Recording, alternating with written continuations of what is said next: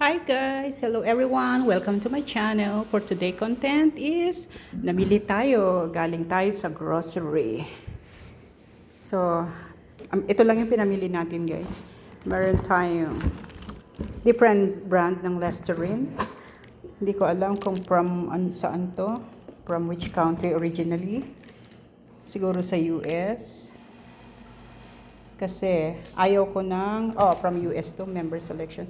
Ayaw ko ng Listerine kasi 99.9% yun na nakakakills ng bacteria. And hindi natin kailangan patayin lahat ng bacteria sa bibig natin. And kumuha din tayo ng deodorant guys. Secret. Para tayo mawalan ng sweat or odor protection. Last all day daw. Ewan natin kung totoo. Let's try it. New brand. Normally, yung ginagamit ko is Dove. Pero, ito yung bibili natin. And hindi ko alam kung magkano. So, tingnan natin ang presyo. Kung magkano. Ayan. Sandali guys, tingnan natin. Deodorant is almost $20 for 5 pieces. 5 pack. So, $20 siya. Hindi natin alam kung mura yun o mahal, pero alam ko mahal.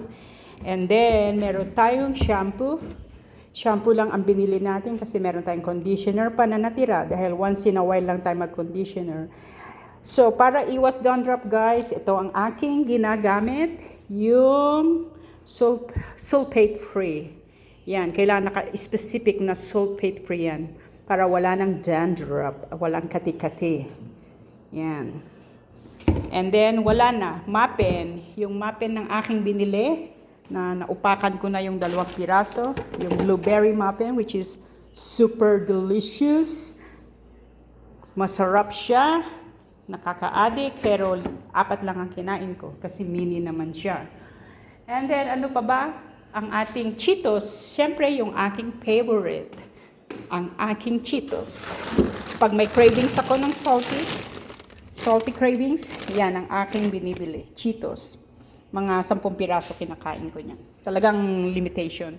Kasi hindi tayo mahilig sa salt, pero pag alam nyo yung tongue natin, naghahanap ng saltiness. So, meron tayo. So, yun lang yung pinamili natin guys, kasi wala nang budget. So, thank you so much for watching guys, at salamat sa suporta, and babalikan ko po kayo. Maraming salamat. Okay.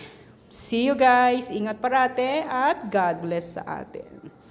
Bye. 3 minutes is sober.